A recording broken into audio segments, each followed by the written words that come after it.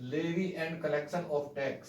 इसके अंतर्गत आज मैं आपको बताऊंगा कंपोजिशन लेवी। कंपोजिशन लेवी क्या होती है? कोई भी व्यक्ति कंपोजिशन लेवी का ऑप्शन उसके पास होता है, वो उसे ऑप्ट कर सकता है, लेकिन उसे याद ये रखना होगा, ध्यान ये रखना है कि उसका टर्नओवर जो होता है, वार्षिक जो टर्नओवर होगा, एनुअल टर्नओवर, वो 1.5 करोड़ से ज्यादा नहीं होना चाहिए। इसके लिए 1.5 करोड़ तक अगर आपका टर्नओवर है तो आप इसे कंपोजिशन लेवी को ले सकते हैं।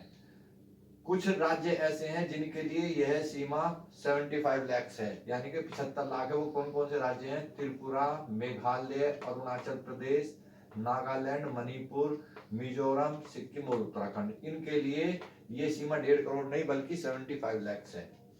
अब इसकी रेट क्या क्या होती हैं? मैन्युफैक्चर के लिए 1% है, रेस्टोरेंट सर्विस के लिए 5% है और अदर्स के लिए 6% है।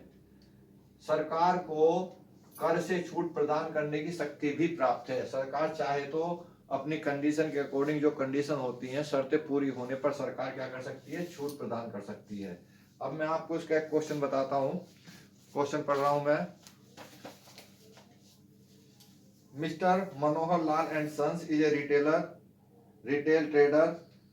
Their annual turnover is 80 lakhs. They have received their inward supply as follows. From registered dealer of the state 50 lakh. From unregistered dealer 24 lakh. Applicable rate of GST is 5%. Advise about the stability of composition option. तो आपको क्या बताना है? सबसे पहले 80 लाख का हम 1% निकालेंगे। 1% क्योंकि ये क्या है? मैन्युफैक्चरर है। तो कितना हो गया? 80,000।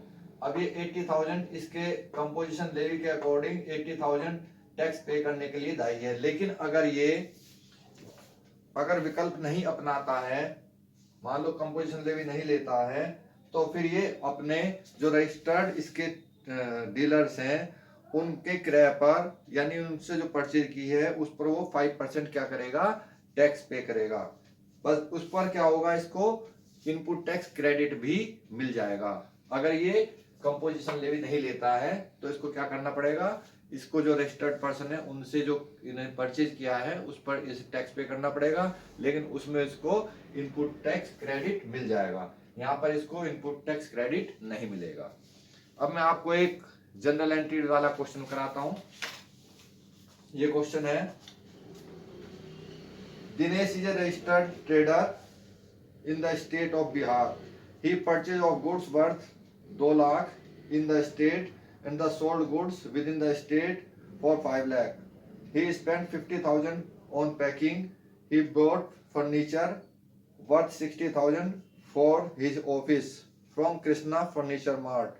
The rate of CGST 9% and SGST 9%. तो आपको एंट्री बतानी है। तो पहली एंट्री हम करेंगे purchase account debit, input CGST account debit, input SGST account debit to creditors. 2 lakh का माल लिया है तो 2 लाख और 9% इसका निकालेंगे 18,000, 18,000 SGST, तो टोटल कितना हो जाएगा? 2,36,000। अब इस सेल करने की जो एंट्री है उस पर देखिए, debtors account debit to sales account to output CGST account to output SGST account. तो 5 लाख का 9% निकाला 45,000 और फिर SGST भी 45,000, टोटल मिला के 5,90,000 हो गया। पैकिंग चार्ज के लिए, packing charge account debit 50,000, input CGST account debit 4500, 9% निकाला इसका, इनपुट SGST अकाउंट डेबिट 4500 निकाला, टू बैंक अकाउंट 59,000 यानी कि 59,000।